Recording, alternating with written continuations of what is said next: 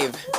The first thing I want to do is congratulate my dear friend Aaron McIntyre on his show.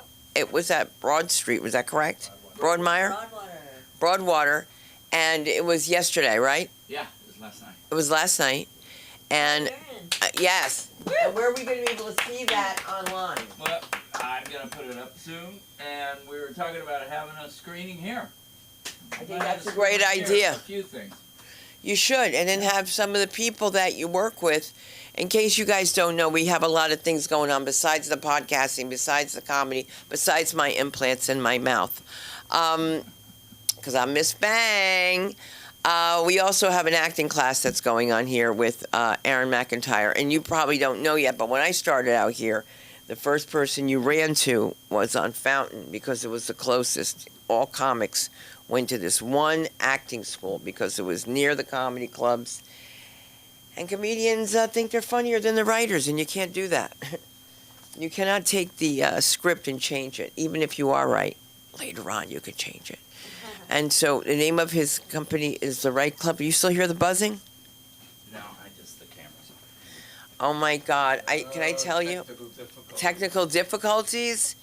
This mic is making me look fat. That's a technical difficulty. And then when I get back to Jersey, my family's like, are you sick? Because that's too thin. You're too thin for black and Jewish families. Oh, my God. Jews never eat enough. Why is she's not eating? She's not eating. My God. Maybe because I'm trying to throw up the first meal. All right. Did I really say that? We love her because she's so bright. So are we doing good on this? We're doing good. Well, that's great. That's great. Because I was congratulating you, and you jump up in the middle of everything, but that's okay. Soon we'll be able to see his work and the work of his other comedians. I mean, actors that are doing comedy, actors who are acting.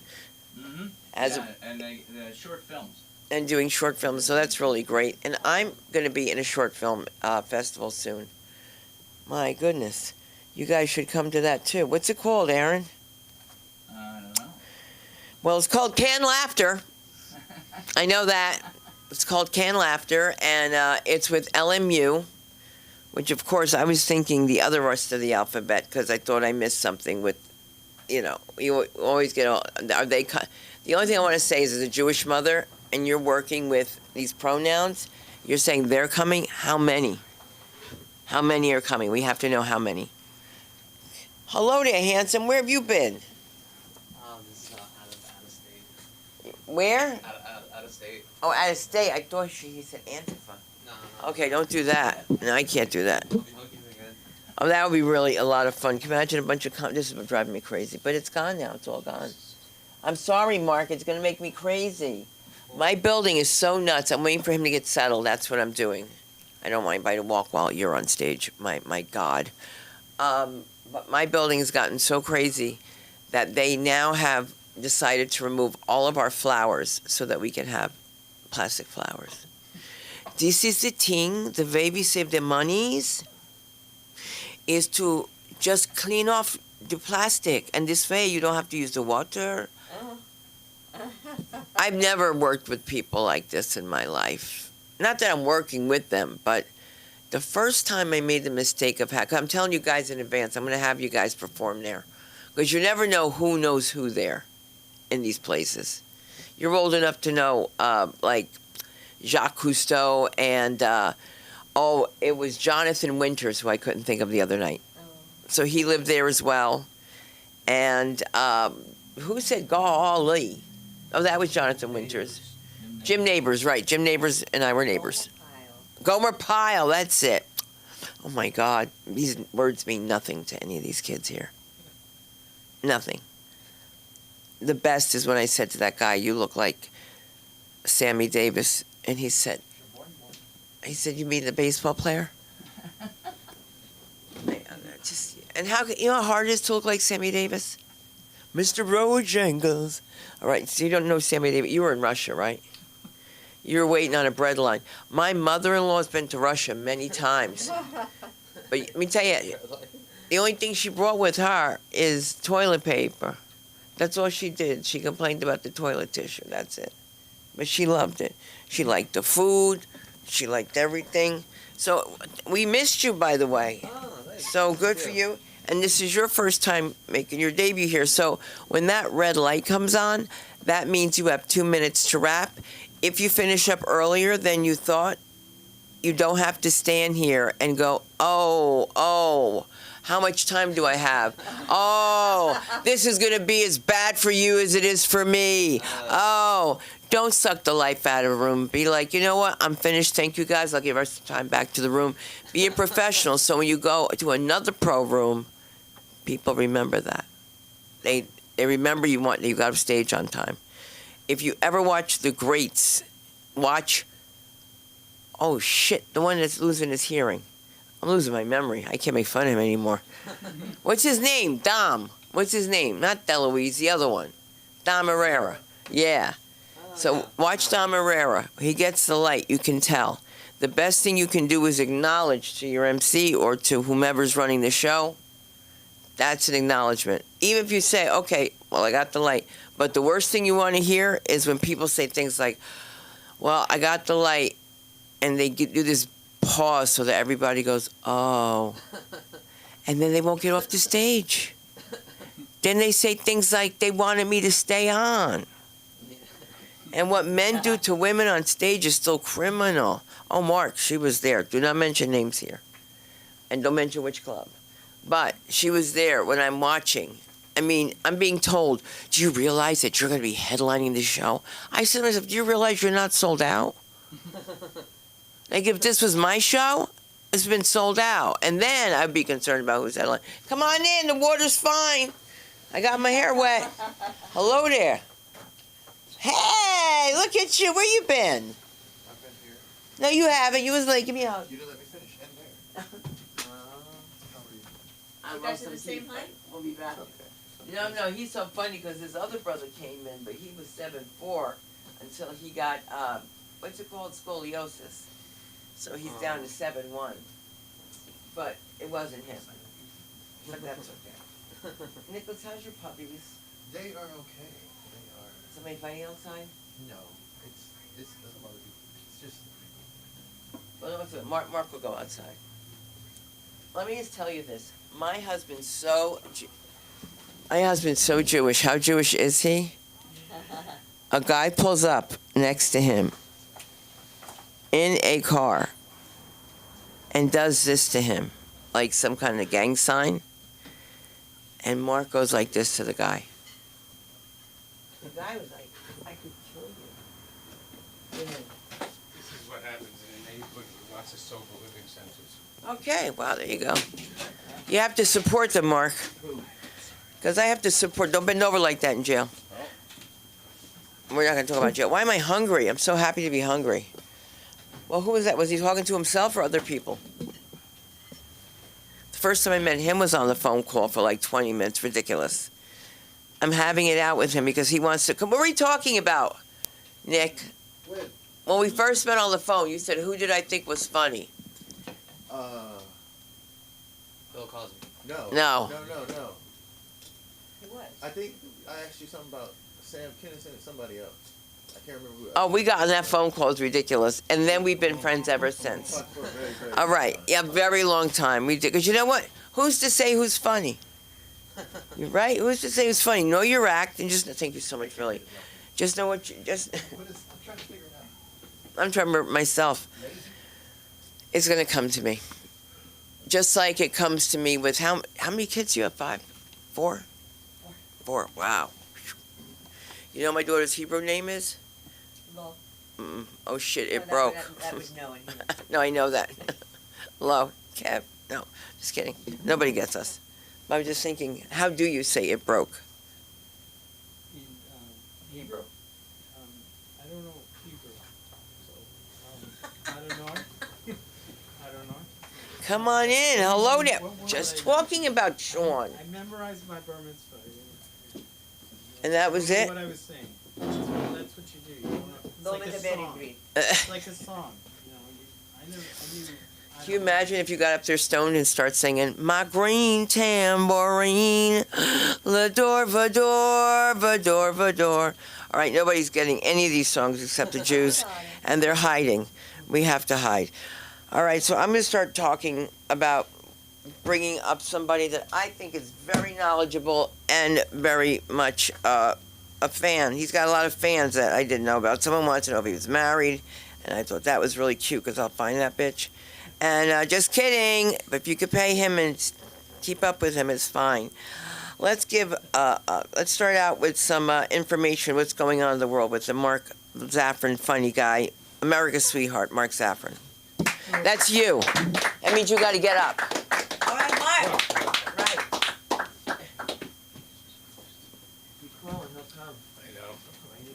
I know. Hello, everybody. Hi. I thought after Joe Biden was out of office and there was no more Hunter Biden, there'd be no more comedy. All right, and leave it to Hunter never to disappoint me. Thing is, how many kids saw his recipe for making crack? He just went on national television in some podcast, wherever he was, and he said, "Yeah, this is how you make crack."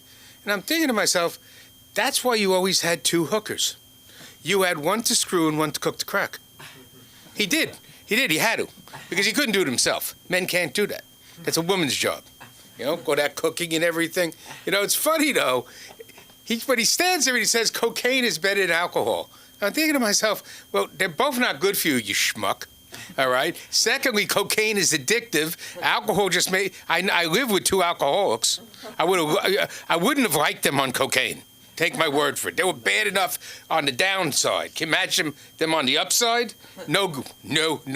And by the way, it was his cocaine in the White House. All right, because Joe was on Ambien.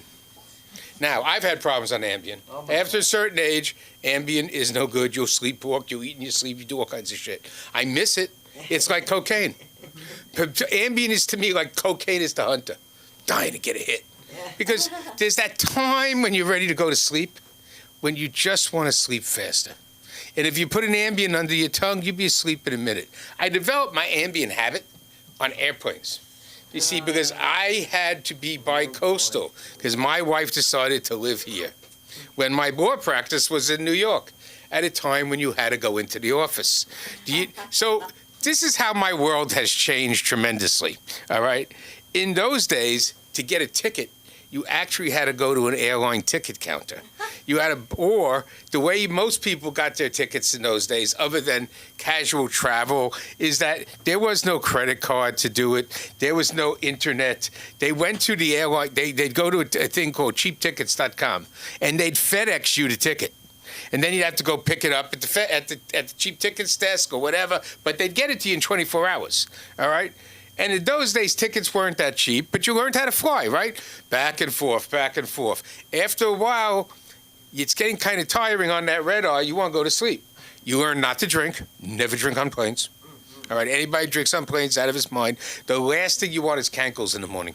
Oh, God. It is. You can't put your shoes on. They're all swollen up, and you kind of you vomited in the night. You have that taste. You have that taste of a little bit of wine in your throat. No.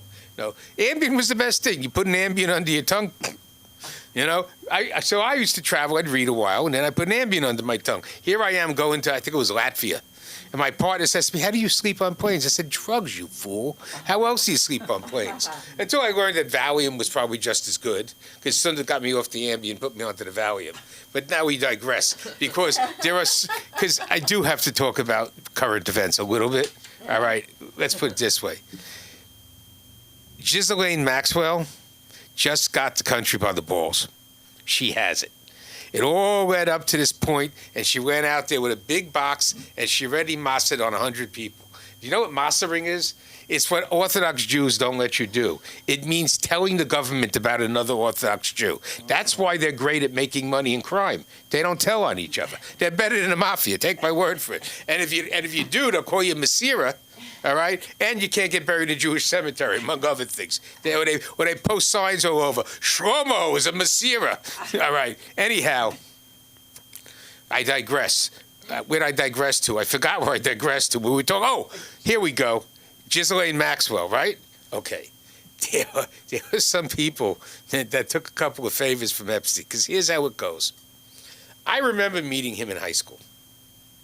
I'm that old. Thank you. It was at Lincoln High School. My friend Danny came to watch us at the swim team because he was on the football team, went summer camp together, because that's what Jews do. And I'm pretty sure Epstein was with him. I just recognized a picture of him with high school, but I may be wrong. How did he make all that money? It's easy. Nobody can make money better than a hungry Jew from Brooklyn. Take my word for it. You think it's funny? And I'll tell you how they do it. They're smart. All right? They know exactly, and you want to know why they had to manipulate all these rich men? They have spent the last 18 years of their life manipulating mommy, daddy, and grandma and grandpa. Mostly grandma and grandpa, there's $1 there. They learn how to do it. They're very good at it. They're not the only ones. It just has to be growing up in Brooklyn. So who did he manipulate? Leslie Wexner. But he was smart. It turns out he wasn't Bear Stearns. Most people I know who were Bear Stearns ended up in jail. Just to let you know, that was one of those brokerage houses in the old days. But that's where he started meeting people, and you'd be surprised who you meet on the phone. There's no magic to what he did. He was an aggressive, sharky guy. The only problem is he probably had a tiny penis and was a pervert. All right? Because you never hear about him sleeping or screwing any of these girls. All he got was massages. He could have been a woman for all we know. In today's environment, you never know who's who. So Epstein, you know, did he kill himself in prison? Yeah. There is no way that man was going to spend the rest of his life in prison. After his mansions and his private island, his private jet, do you really want to end your life like John Gotti, pissing in a steel pot and then getting cancer in prison and not seeing your kids? No. All right? He hung himself. Period. All rich people like that know they're not getting a pardon, hang themselves. Now, why do you know he wasn't getting a pardon? Well, the truth of the matter is, everybody forgets who prosecuted him and who concealed evidence. That great concealer of evidence. Oh, because Narratindin, one of Joe Biden's people, not a smart one, mossed on him. He said, oh, no. It was Merrick Garland who did it. He's the one that didn't do anything. So what are we talking about? I'm not being funny right now, but if you think about it, this shit is funny. All right? There are people in this country building this huge mythic conspiracy around a pervert. Who? Who do you think went there and stooped a little bit? Now, far be it for me to accuse Bill Clinton of whipping out his schlong on occasion. Take my word for it. It's gotten him in trouble once before. It may be getting him in trouble right now. Yeah. We don't know. Now, I'm sure Prince Philip was Randy Andy. No question in my mind. Just look at the wife. I mean, he's a character. And all the rest of them. Alan Dershowitz, Harvard. Please, Professor. Hotter. Reminds me of a doctor I once knew. So here they were having an operation. He's a surgeon. He's in the little plastic room scrubbing up. And all of a sudden you hear the nurse go, Dr. R. Is he dead yet? I don't know if I can use his name. Anyhow, Dr. R. Hurry. Your patient's ready. And all of a sudden you hear out of the room, hurry. And then you see the nurse down on the ground. Now, this man died. This man had a heart attack in his office. Thank God it was his nurse that she knew what to do as she was, He couldn't keep his hands off people. Surgeons, no good. But yeah, Dershowitz, all those people. God knows what they did. Then there's the guy that's the English ambassador to the United States. He has cards thanking him for a great time and how much fun they are. Listen, it's like going to a frat house. You know they're going to touch. They can't help themselves. They're going to get drunk. They're going to do some blow because Bill likes his coat. And they're going to, play with the merchandise. Anyhow. So now everybody's making up this big thing. Who cares at this point? Let's face the facts of life. I know Virginia Giuffre, and I can't pronounce her name, intentional, by the way, to pick the one whose name we cannot pronounce. She's the one who got 22 mil. She won her case. She sent him to jail. What more does she want? You know what? Then she kills herself, which means maybe her testimony wasn't so good. Maybe she was a little wacky. You never know. Maxwell, yeah, I can see what she did, but it's boring. You know what's exciting? Barack Obama. That's exciting. And we hear from the Jacobin in the corner. All right? There's nothing that I'd rather see than Susan Rice and Samantha Powers get indicted. Those are two uppity, educated black women that think they know more than the whole world. They think they got us by the Bateson. They do. They have managed to, as Hunter was saying about the guys who do the podcast that work for Obama, she's been eating out for free in Hollywood for a long time. And she's been eating, she's no person. They all stick together, that whole crew, Oprah, Gayle King, Samantha Powers. you know, you don't see a bunch of kids. You don't see a whole lot of husbands, but you do see them. And then, of course, there's Hillary Clinton. God knows what she was up to. I do know one thing. Hillary Clinton's girlfriend is who left Anthony Weiner, is very upset that Trump got elected because Soros just isn't as powerful as she thought he would be. She thought he was her next connection up to the White House. She used to like that stuff. Then she got rid of the husband. All right, left him with 2 twin kids. You see him walking around the neighborhood with the kids. Couldn't handle them. That's why he was a congressman. Couldn't handle the kids. These guys don't know what they're doing. Please. What do you want to say about this? These are normal people, these Congress people. But the one that I really like complaining the most is, what's his name again? The one who was with Fang Fang. You got caught with her stooping a Russian spy, and you're going to complain about Jeffrey Epstein? Think about it. How many of these guys have been caught in compromising positions with interns? They should all be quaking in their boots. I wouldn't be surprised if half the Senate wasn't at Jeffrey Epstein's island, and the whole Supreme Court. All right. Because the one person I know wasn't there is Zoran Mandami. He doesn't like girls. Do you feel good about that? You felt great about that? You felt good about that? About Mandami? Not being able to say his name right? He's got a dog in his car. I'm worried about the dog. Whoa, wait. Somebody get the ASPCA on the phone, please. Coming on stage right now, You want me to bring the him up? one and only Lee Schwartz, ladies and gentlemen. Let's give it up for him, Mr. Schwartz.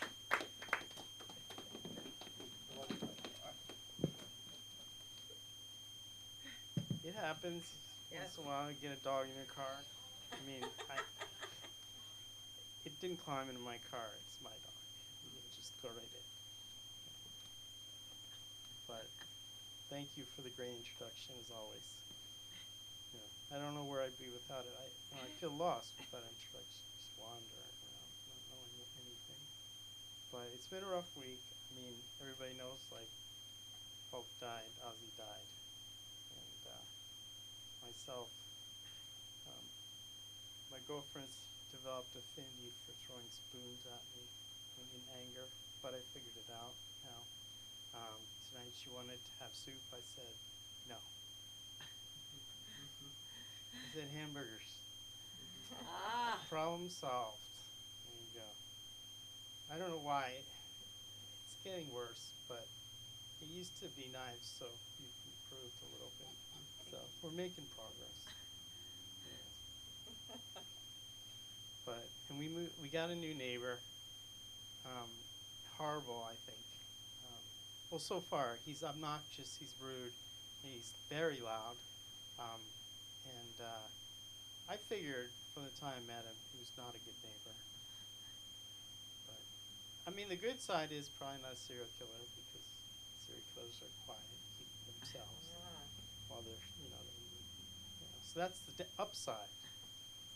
But I knew it the first time I met him, because no one ever said to me when I said, do you know,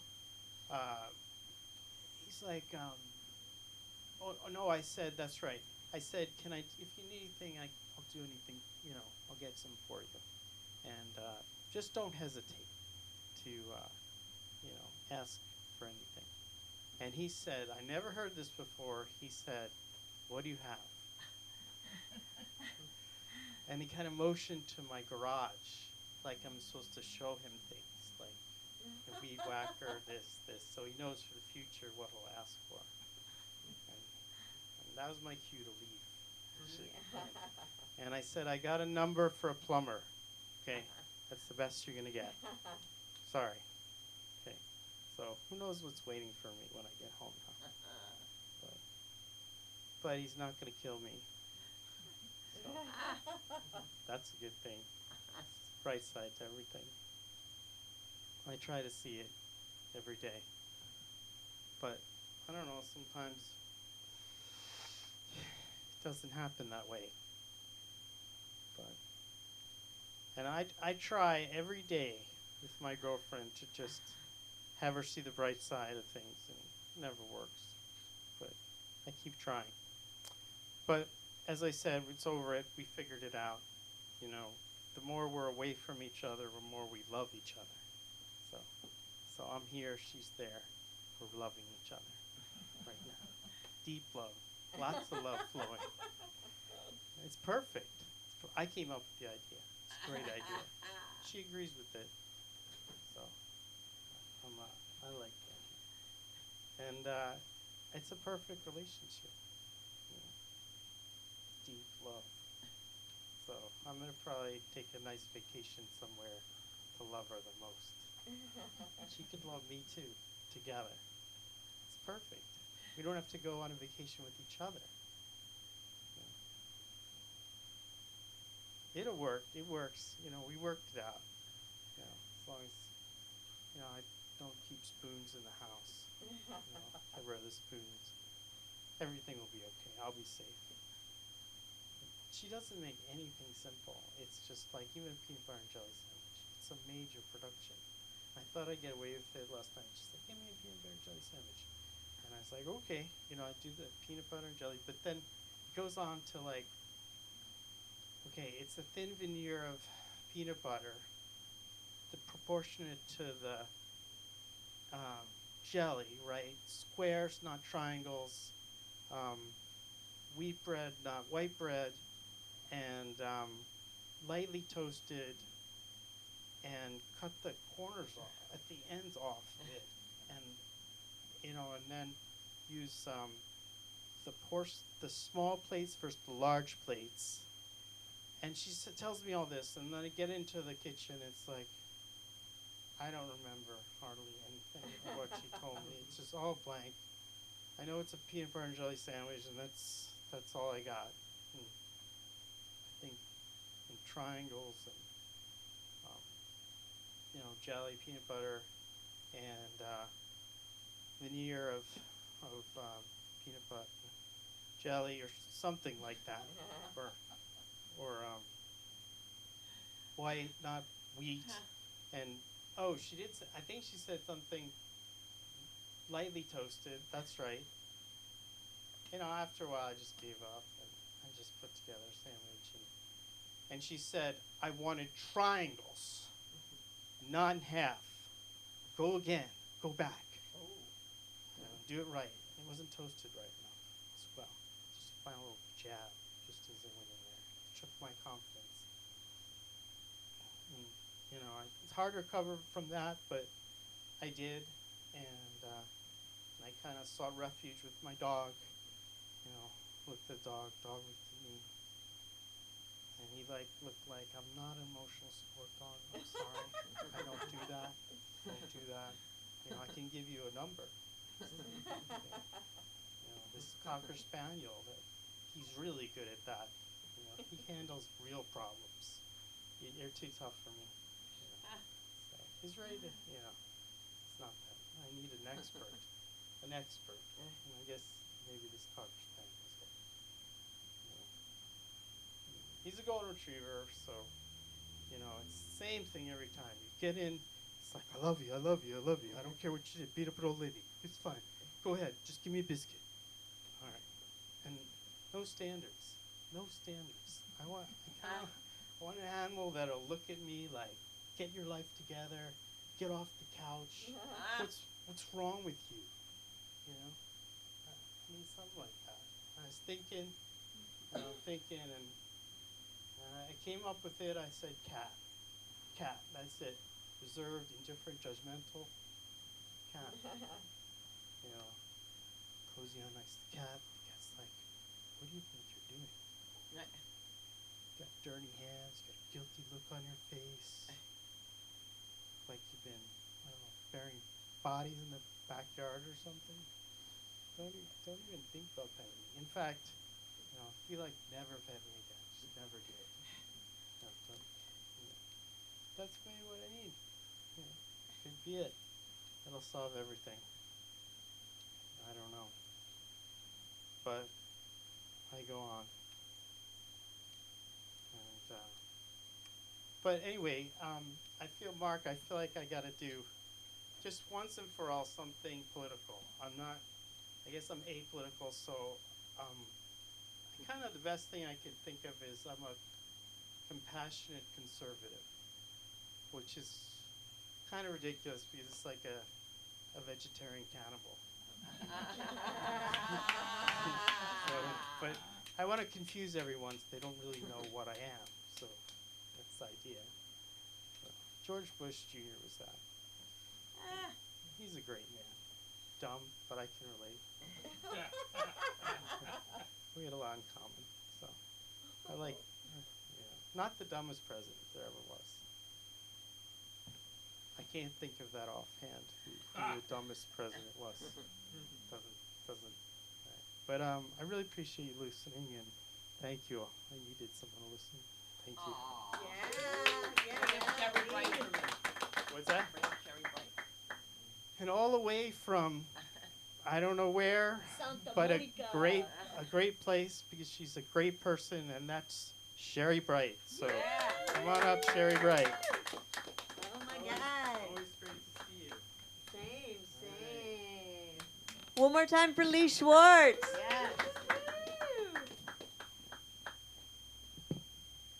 I'm so happy to be back at LA School of Comedy. It's been too long. So I'm Sherry, for those who don't know me. I'm a mom who raised 4 kids, and the last one just moved out. But now they all live on the East Coast, and I miss them so much. Less than I thought I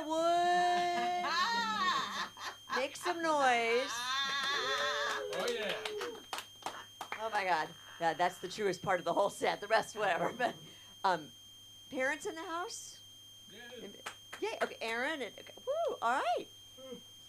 Actually, I'm impressed with some more than I thought, because it's crazy how many people these days have just decided to be happy. My son was just home from college. I'm waiting for the pre-laugh. It's like pre-cum, but it's just between us. So he was just home from college. He's going to invite some friends over, and he's like, Mom, please don't try and act cool in front of my friends. I'm like, OMG, I won't, jeez. Besides, you're low-key giving sus vibes, and it's not that deep. We're Jewish. So when my kids applied to college, I encouraged them to pick schools with strong Jewish communities. My approach was honesty. And I told my daughter, listen, you're going to college, you're going to get HPV. But wouldn't it be nice to get it from a boy named Ezra? Parents love to invent reasons to reach out to our adult kids. So I'm going to let you guys in on a little secret.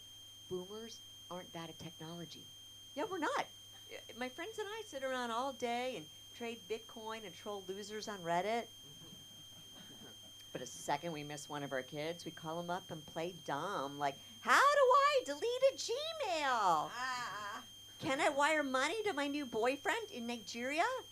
Oh, yeah, he's a prince.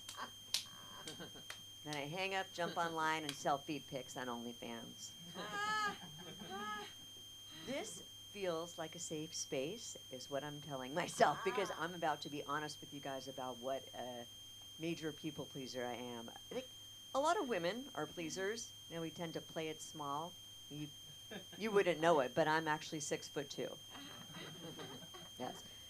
When you're always putting other people's needs first, it backfires. I mean, because the truth's going to come out. I was dating this guy once, and I was so afraid to tell him I wasn't feeling the chemistry that I kept inventing excuses. I was like, it's not good timing. You know, I wish you were Jewish. Which is true. I did say that. I mean, eventually I grew a pair and told him we just weren't a good fit. Look, I probably should have done it before he converted and got circumcised. But if you think about it, it was a win-win. Now, I lost my fear of upsetting people, and he lost a foreskin. Well, you're welcome, John. But pleasers, that's my topic for the moment. Pleasers could never fire anyone. Like, I don't like my dentist, but I've been going to him for 20 years because I don't want to do oral behind his back.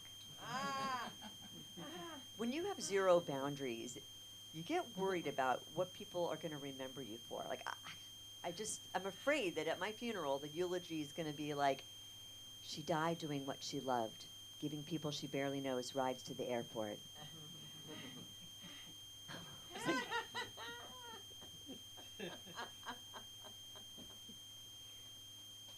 Her last words, I'll never forget. No worries. She'll be cremated. The joke's better if you pause in the middle and look down. That's what I found. It's just like all about flow, you know. She's going to be cremated. We don't know if that's what she wants, but it takes up less space. Please join us after the service. We'll be sitting Shiva.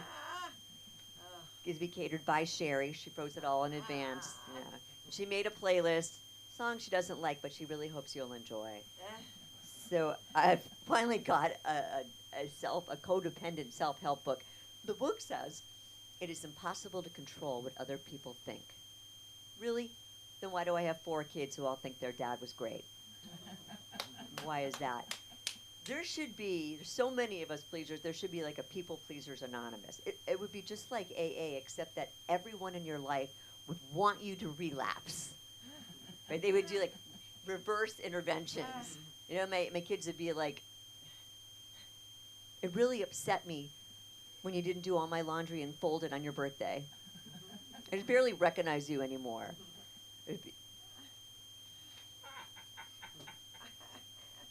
So I'm an empty nester now, right? I mean, I'm free to do anything I want in the world, but I have been like seeking approval for so many years. I'm afraid I'm going to build this new life to impress people because I basically don't know what I like, what makes me happy. Like I started comedy. Do I even like stand-up? I just watched an episode of Mrs. Maisel when I was vulnerable. What the fuck do I, Sherry, want? I had to treat myself like a stranger in order to get to know myself. And I'm learning a lot, actually. Like, it turns out, Sherry doesn't even really like guacamole. And in the past year, Sherry has changed. You know, she's saying things differently. Like, she can finally say outrageous things to people now, like, no. Yeah. And when you start doing things to please yourself, you could have a whole sexual awakening. Guys, I haven't told many people this one, but Sherry's into BDSM. I don't even know what it stands for. Like, but does Sherry masturbate? I'm not sure. I remember the first time I got called ma'am. No transition there, but I could use one if you have ideas later. Ma'am at Trader Joe's. He's like, what are you going to do with the rest of your day, ma'am? Go home and kill myself, thanks. It gets worse. When my daughter moved out of her college dorm, we had to run out to the thrift store for an extra duffel. Because she only shops at thrift stores. Did she even come out of me? Oh, she's like Piper. Never mind, I blew that joke. So the duffel cost $3. And the clerk's like, you save 70 cents with your senior discount, ma'am. She's like, oh, we'll pay that 70 cents. Fuck you. No. What I really hate is these like TikTok influencers who go on and on about how they found the secret to staying young. Yeah, Kimber, the secret's being born in 2003. You know, and it's ridiculous that we're being influenced by 22-year-olds anyway. I mean, really, Ashlyn? That's who you want life advice from? She doesn't even know that if she just peed after sex, she'd stop getting those recurring UTIs. Yeah, front to back, Ashlyn. There is a total double standard between men and women when it comes to looking sexy as you get older. Agreed? I agree. Agreed. Like, people say Hugh Grant still looks sexy. No, he does not. He looks horrible. Like, if someone soaked a shoe in milk, you know? But it doesn't matter, because men are allowed to be ruggedly handsome, while women are over here paying $350 to rub our faces with Korean snail cum. I mean, I don't mind. I just like to get to the point where I don't have to jerk off with snails. You know it was male snails that came up with that idea, right? Fine motor skills, that's what it's all about. And it's crazy that we do all these things just to feel attractive, but if the person we're attracted to ever saw us doing them, they'd be terrified. I've got this red light mask device. You put that thing on, you look like Jason from Friday the 13th. I'll come out of the bathroom like, wanna fuck? Whenever I talk about the mask during the show, afterwards somebody will come up to me and go, does it really work? Yes, it does. When you get to a certain age, right, this is an improvement, you know? So, how much time do I have now? I don't even care. A minute. A minute. Oh my God. So, I'm single. I got on Bumble, but I realized I spent all my time trying to guess which guys were Jewish. So I switched to JDate, the biggest Jewish dating app in the world. You know the biggest difference between Bumble and JDate? On Bumble, they only allow you 300 words. JDate, 3,000. How Jewish is that? And let me tell you, we use every one of those words.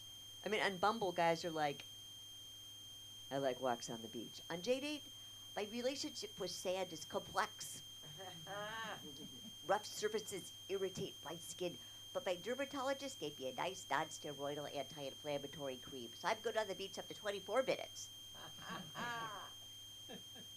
I've actually had such bad luck on JDate, though, that I've started looking for Jewish men the old-fashioned way in Marina Del Rey.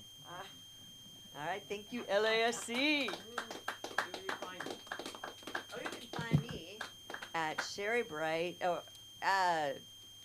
Sherry Bright 2. And you can't come to my show I'm producing and emceeing tomorrow because it's sold out, but you can come in August on the 23rd at the Crow. There you go. We love you because you're so bright, right? Yeah. They call her some. The joke is I call her Sunny because she's so bright. But we've already gotten this guy all jazzed up. Let's give it up for the comedy of Gams. Gams. Where are you?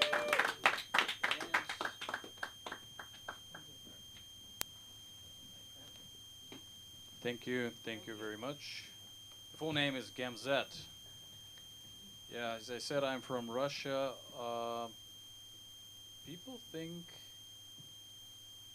People usually actually ask me, like, do you love vodka? I don't. I hate vodka. And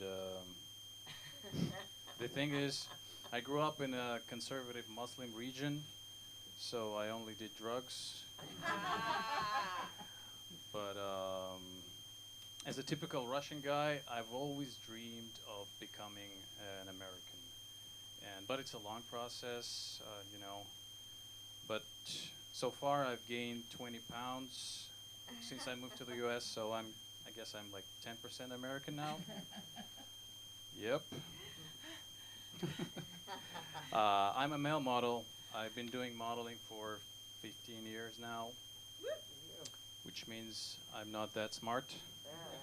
And but I love it. It's an awesome thing to do. You can get all the pussy you want. The only problem is my wife. She hates the word pussy. So no P word for me now. She also hates the C word.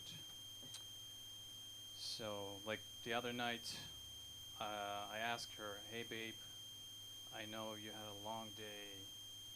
You're really tired, but you promise you're gonna cook. No C word for me either. Okay. But I mean, it's fine. It's fine. Who needs her cooking when there is an In-N-Out down the street? I'm telling you, Double Double has saved my life. Oh yeah. Hey, don't think I'm like a loser because I'm a male model. I have a real job. I'm a limousine driver. I prefer to say I'm a chauffeur. It sounds better. So I'm good at being a chauffeur because of my excellent driving skills, my outstanding customer service, and my large bladder capacity. Really helps a lot. Of course, I had to quit drinking coffee. Of course, I'm thinking about buying adult diapers soon, but it's still an awesome job, you know. You have to have a job in LA. Well,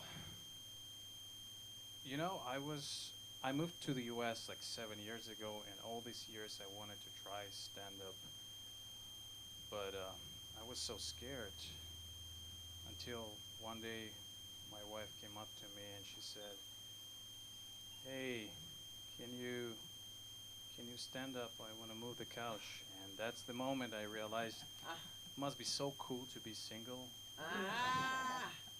I'm kidding. I love my wife.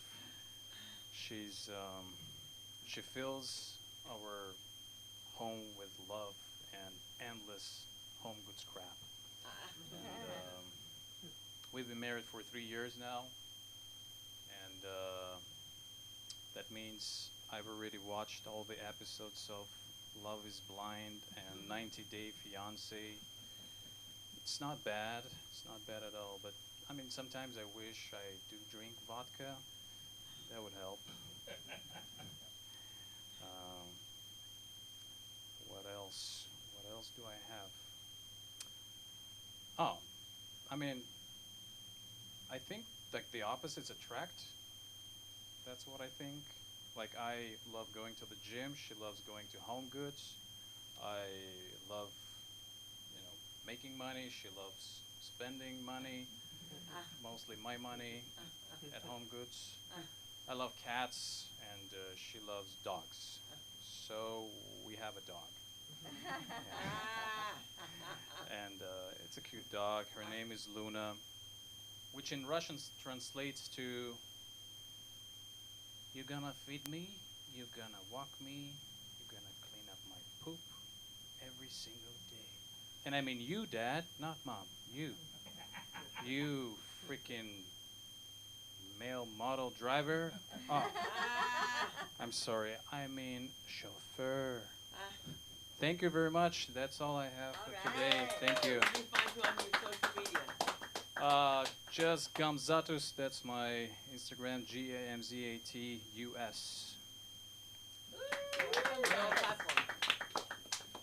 Instagram. Oh, Instagram. Okay.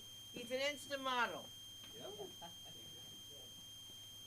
Boom. I'm an Insta model. Boom. I make believe I'm modeling on the train, so I make believe I'm pregnant, so I could get a seat. Isn't that terrible? Isn't that really horrible to do? Like people, I know, but the guys sit there like this. They take 2 seats, so why can't I go like this? I wouldn't give him a seat. I would not, just because, I would want to install it. Oh no, I do it. I let them. I mean, a bus. A bus. You don't want them to know about us, right? Well, listen, I got big comedy coming up here in a small package, but it depends on which angle you're looking at. Let's give it up for my friend Nicholas. Where have you been, Nicky? Come on. Nicky boy. Don't you fall. I can't pick you up. I can't fall. I hope I can't fall. Oh, Lord, no. Oh, please don't. Look, succulent. Hello, everyone. How are y'all today? Hey. That's good. That's always wonderful. That's always a good thing. Have a good day. Oh, let's sit down over here for a little bit. Oh my gosh. Oh, I'm so old and so tall. Fuck. Y'all knees are much better. My name's Nick. I'm a giant. Don't be afraid. I don't like money, so I don't have to rob y'all. Y'all good. I don't like anything. I don't need possessions. Maybe the succulents, But just break a little piece. That's not stealing. It's gonna live. All right. Right? Hadn't been here in a while. Very long while. The last time I came here, ain't nobody was here. It was upsetting. I was late, but damn, bro. But it was okay. I heard the young man talking about the pedophiles, the various pedophiles. Donald Trump. All right, I'm from New Orleans, and they have a paper called the Times-Picayune, and they have like a living section or some weird section, and in that one day, they had a whole story about how Donald Trump operates with children, and it was like 3-4 pages, and it broke down that he would meet families with underage girls and tell them, I can mentor your child. And they would be like, oh my gosh, Donald Trump wants to mentor our child. Now this shit sounds like R. Kelly, all right? That nigga's in jail, all right? But, and they'd be like, yeah. And they'd be like, here, sign this NDA. And they sign this NDA, and they'd be like, okay, your daughter can come on Saturday morning, and she can follow me around and see what I do and all this. So, every child said their first day ended the same way. And it was, I'd like a massage before you leave. And it was shoulder, And sometimes he would get bold because you can look at people and see if they're pleasers. You know, you can look and see if you're gonna tell, right? So he oh well, get my thighs too. And he's like, okay, it's weird, but it's all right. And we do that. And then like the next time they come, it's like, oh, get my feet. Oh, okay, yeah, get my hands. All right, I'm gonna take my pants off this down. And you get my thighs right here. Oh, it's not weird. And it wouldn't be weird because even if he got erection, they wouldn't see anything, right? So he'd get that, and then he would always transition into the little hand jobs, even if it was a boy that he was mentoring, you know. And whenever the kids had too much, he knew it. And he would have his lawyer at the police station in their neighborhood or where his building is located. And when they would get there to report these things to the police, the lawyer would be there and the police would say, this is a civil matter. I can't talk to you about anything that went on because he showed us these papers right here. And I need y'all to understand that's plausible. Because anytime he's wrong, we're going to fucking court. All right? I need y'all to understand that. We're going to fucking court. I don't give a fuck about Epstein. I don't care. You said he hung himself. I believe that shit. All right? The man was, I can't eat bananas in the sandwich every day. I need to do better. You know, maybe they have something in heaven. I don't know. So, but Donald Trump is a weird man. I don't have love for him. He's our president. You know, I don't wish bad on him. But the shooting shit, like, how stupid is America? All right? I need y'all to understand. After he got shot, and if you've ever been in a situation when they have a Secret Service guarding anybody, if anything happens, the first fucking thing they do is bum rush that motherfucker. Oh, yeah. Like, they literally move them forcefully out and away from whatever's going on. So, in the Butler situation, y'all realize they lowered a flag over him? Did y'all realize that? For the little picture? Yeah, like the flag was higher before the shooting, but after the shooting, the flag just dropped down for his monumental, I'm going to win the election picture. Because that's what gave it to him. Y'all got to understand that. If that would not have happened, Donald Trump would not be president. It's just some white boy that nobody knows anything about. Like, no, I need to see him in kindergarten. Like, Obama is not from Hawaii. He's not an American citizen. Where did this nigga? I need to see a kindergarten picture of this nigga right here. This Mr. Crooks guy, Matthew Crooks. I need to see this man in kindergarten. I need real proof. I'm not a flat earther. You know, and I'm not going to judge any of you if you are. But, you know, I like to look at things a little bit differently. All the distractions. I don't understand distractions, right? I didn't read the Martin stuff yet, but I kind of want to see what they put in there. Because I know Martin was fucking. You know what I mean? I understand Martin was not a great man in the sense that you want to make him look. You know, he had his issues, but he was fucking women, right? He was out here smashing multiple women. He might have been smashing dudes too. I'm not going to judge you that. Look, in this time, it's amazing that y'all will. But I just feel that, like, white men in power can do whatever the fuck they want. And it's not even white men in power. It's white men with money, white men with a backing, white men with a tinge of racism. You know what I mean? I want one of y'all, if y'all are doing bad, if y'all are like going hard times in life, I need you to go somewhere and film it when you go. And I need you to go call a motherfucker a nigga. Just for no reason. You might get beat up, you might not. But make sure you put that shit, you make sure you put that shit on the internet. Even if you didn't have a job, say you got fired. All right? I don't give a fuck, just do it. And I'm just putting money in your pocket right now, right? Because that's all you have to do. I watched a woman call a little 6-year-old black boy a nigga. How much time is that? All right. Watch a little white woman call a little 6-year-old black boy a nigga in a park because she didn't like something or she felt he did something. That woman made $330,000 in 2 days. 2 days. $330,000 for calling a 6-year-old a nigga. All right. What's the young man, Mr. Zimmerman? How much money he made from auctioning off his gun? The little white kid in Minnesota that shouldn't have had an assault rifle at his age that killed 2 people. Nigga's famous, and it's like he don't grow. He the same size. His skin just got bigger. He's just a little fat little fuck.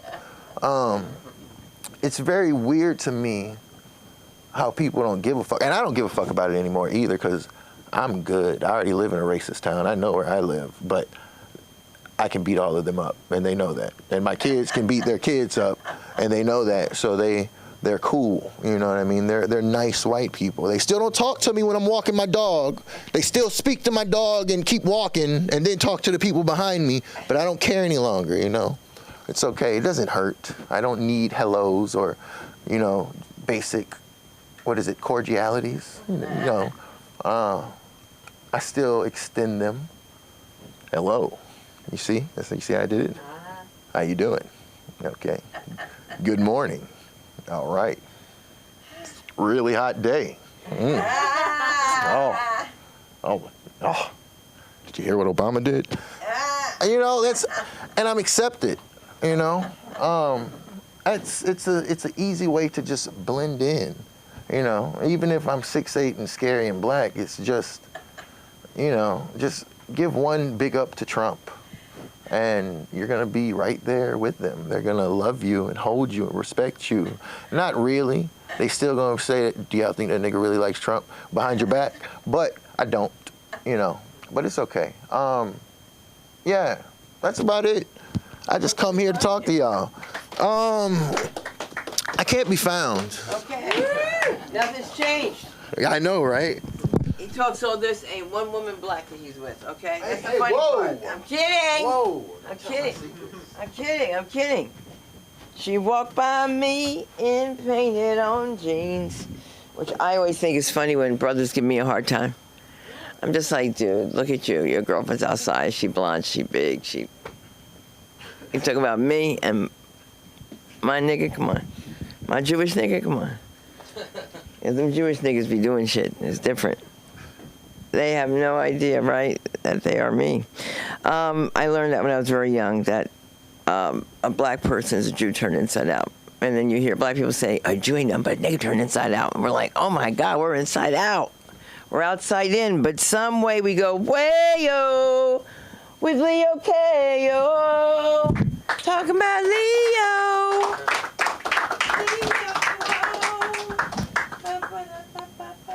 Thanks, Sunda. Always appreciate you.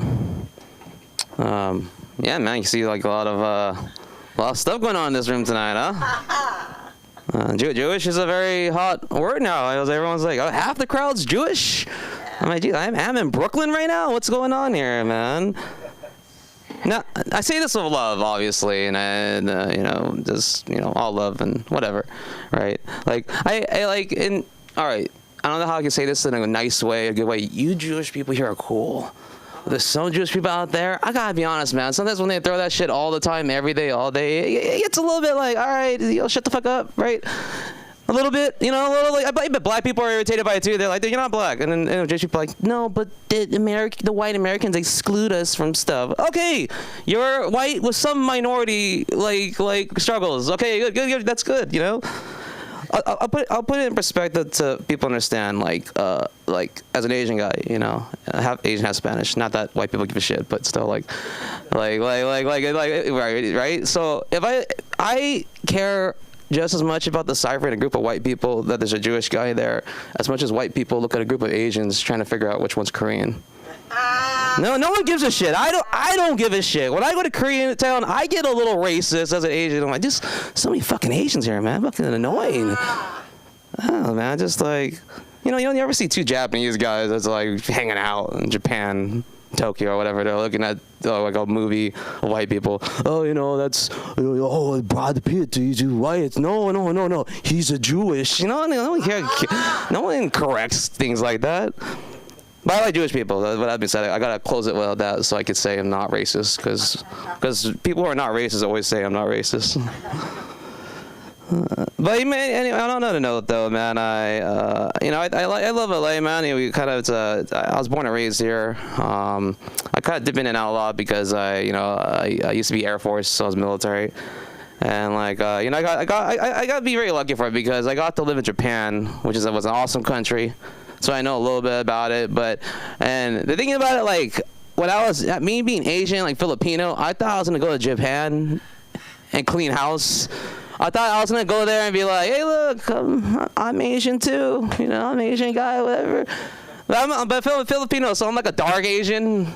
So, dude, that was the Japanese cops there were ice to me over there, man. I was over there, every time I hit on a Japanese woman, they're like, and I had to, do that arrogant thing, dude, I'm fucking American. I never felt so white in my life when I had to flash my U.S. ID. Fucking American minority. See, just it's proof to white people that minorities could also want to have the privilege of hating other minorities. We want that too. I hate it when they go, hey, dude, Leo, you're Asian, right? Hey, don't let me in with them. What the fuck's wrong with you? But no, man, it was great, dude. I lived in Japan. It was awesome. My job could have been a little bit better in the military, man. I was one of those idiots that went right out of high school, and I trusted my recruiter to pick the job for me. My sister got to be military police. I had to be put in the kitchen and cooking. So my sister gets to write cool letters to my mom saying she's handling guns and shit. What the fuck am I gonna talk about to my mom, dude? Oh yeah, dude, I made an omelet today. I made an omelet. It was so cool. I added some bacon and some fucking sliced ham. Oh shit, it's military chef ID, all right. But no, it was fun. I can't complain, dude. You get to see different parts and everything. I got to also be stationed in Florida. I love that. But I was in North Florida. I don't know if you guys are familiar with North Florida. It's not exactly like Miami. North Florida is like southern Alabama. Right? I was in Panama City. And dude, Messi, PCB, fucking sucks what that hurricane did. Shit fucked everything up, man. It's like a Compton on the beach pretty much right now, Panama City. Dude, it's crazy. But I liked it. I loved it. But then, I had to take a lot of road trips from there. I had friends in Alabama. And dude, one time my car broke down in Alabama. And this is I when I was younger, I used to you made a lot of good points. I used to be delusional when I was like, no one's racist. Well. And then I think when you live life in your 20s and 30s, like me, I was like an Asian dude. I was like, oh yeah, he's gonna walk in there, he's gonna greet me as some American Californian guy, whatever. Dude, this overall motherfucker in Alabama looked at me and was like, he thought I made my own Nissan car. He's so racist, he can't even get the stereotypes right. I'm like, dude, I'm Filipino. He's like, oh, I respect your people in Nissan and Japanese. I'm like, dude, fucking Filipinos, we're playing with sticks and fucking sand in the 70s when that shit was being made. But you know, funny thing I learned about Alabama, they think even if you're in Birmingham or the biggest city, it's still very country compared to LA. But they think in their minds when they're from downtown Alabama, they're better than everyone. And I know how fucked up that statement sounds, but come on, if you're from LA, you go to somewhere else and you go to Alabama, you're like, oh, that's country place, right? But this guy was like, dude, man, it's good. It's a good. I can't do his accent because I fucking suck at it. Well, I had to kind of inject the racism in there. He's like, well, good thing you came to Birmingham, because if you go outside of town, there's a lot of hicks around here. I was like, this mother, what the fuck is going on here, man? But I liked it, man. It was great. My last year in the military, I got to really be part of a cool mission with, we kind of had to help the people from, I don't know if you guys remember, it was on CNN in 2021, people from Afghanistan to come over here to the U.S. And dude, I was looking at TV like any other selfish American. I was like, man, that fucking sucks for those guys, right? But they called our unit out to go help with that on the East Coast. I didn't fucking know that. Like a week into it, I was like, oh, that sucks. I wanna, you know, it is in LA. We try to pretend like we care, but we're just like selfish people, kind of. All right, I lost the crowd on that one. Everyone's like, how dare you talk about LA people being selfish? Come on, man. When the LA fires happen, we all have those small selfish thoughts. I would get upset still because my Amazon package got delayed during the fires. You know, I would go to UPS. Fuck. I know people are losing their homes, but I really needed that Nintendo Switch game. No, but like, I didn't know I was gonna be involved in it, but I really am glad I did because it really changed kind of how I looked at life. You know, like I used to be like the same, you know, like other people in LA, like, oh man, Starbucks coffee is the wrong flavor. Oh my God, the fucking gas prices. Dude, I had to go there and you see people like lose all their shit, like literally everything. And they're like beautiful people. They're amazing. You know, like I would bump into people that like, because we have to actually like serve people like food in the line and give them donated items. And then, like, you have a guy that's like, who'd be happy to be in, because we're receiving them in New York, so we're kind of distributing throughout the U.S.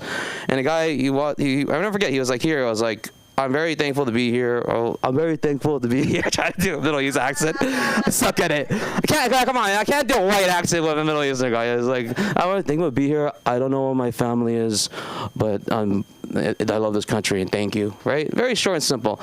And like he doesn't know where half of his family is. And what can I tell him to relate? I'm from LA. I'm trying to be a comic. I hope people like me. That's like, and here's a joke, for a meta joke for us comics within here. Like, as a comic, speaking on to comics, don't you guys get tired? Not you guys, but I go to other joints. You hate it when some comics come up here and they're like, yeah, man, we're all trying to make it. Something's fucking wrong with all of us. I'm like, dude, just fucking chill. We're fucking LA, you know, come on, we know there's like at least a handful of comics every day. It's like, yeah, man, the fucking struggles. Well, you get in a mic and you stand in front of people and talk, like, you know. But I love that, man. It was a great experience. But one thing I did learn is that, dude, I don't care how rock bottom you start out. If you surround yourself around Americans, these motherfuckers became Americans eventually, because we put them in like a section of the military base and we're giving them like American items. And dude, it got to the point where you're one guy, I'll never forget, I was trying to help out the new military incoming members that are replacing our unit. So I'm about to be on my way out, but we're giving a tour of the refugee camp to the new people. And I'm trying to like show them the base, this is that, this is where the tent goes, this is where the people get distributed. And dude, this one guy from one of the refugees walked up to me. His name was Hasim. And I was like, hey, what's up, Hasim? Like, you know, whatever. And he walks up to me, Leo, look, I shower. I've been using the same shower head for 3 months now. And I'm like, okay, all right, well, how can I help you? And I'm like, so I'm trying to, I swear to God I said this to me. It's like in front of the other guys. It's like, I'm trying to wash my ass. I can only use so many plastic bottles together. Do you have the shower head that extends? And I'm like, this motherfucker's American now. Anyways, my name is Leo Kano. You guys have a good night.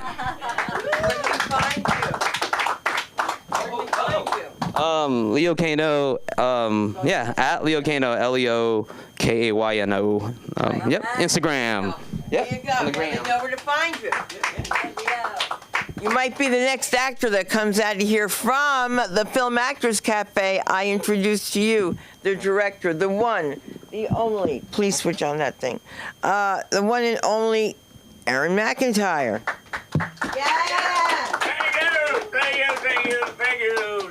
Thank you. Thanks, back there. Thank you. I know. Hey, everybody.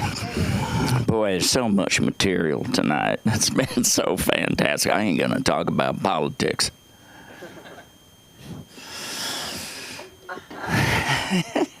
We'll wait till we have burgers, okay? We'll have burgers and we'll talk some Biden and some Hunter and, you know.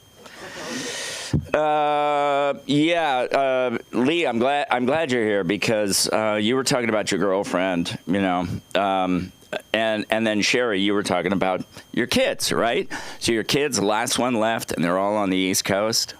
Mine is in New Zealand. So Yeah, she wanted to get as far away from me as she fucking possibly could because I'm crazy.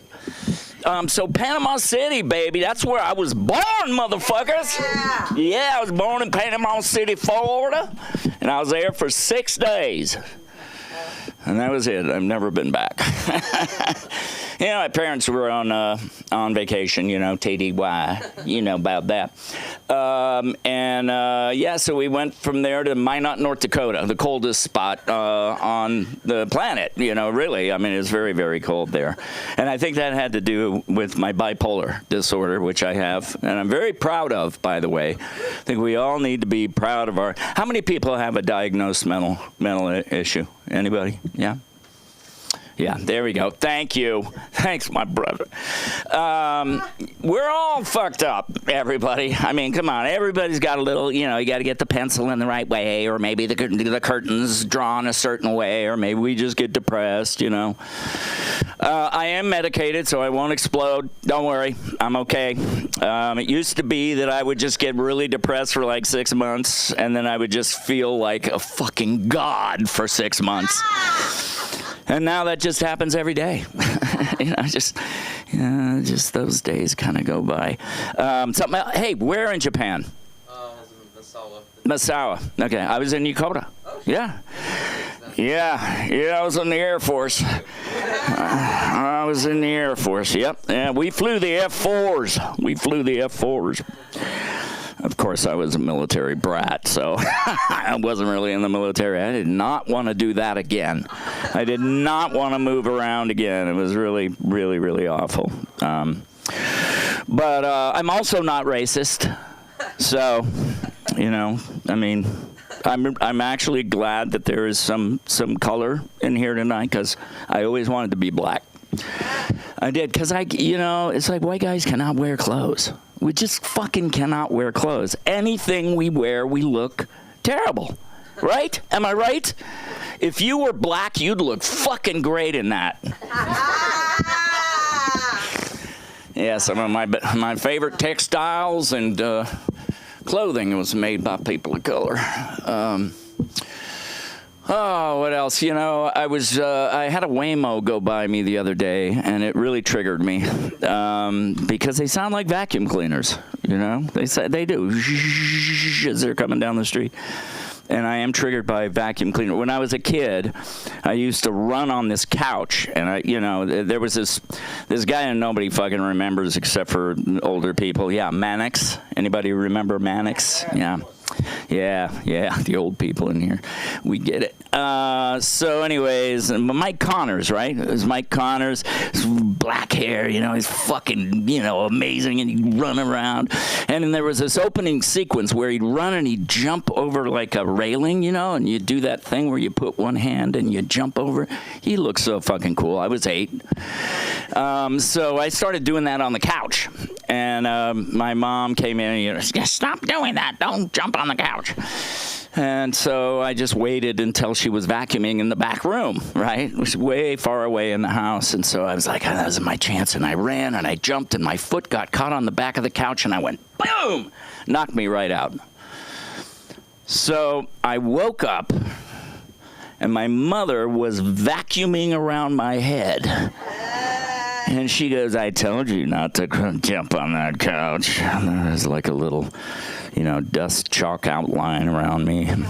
But that's my mother, you know, she would just not do much to take care. You know, she was like a tough love, you know, not a lot of affection, stuff like that. That's why I'm always hugging myself, you know.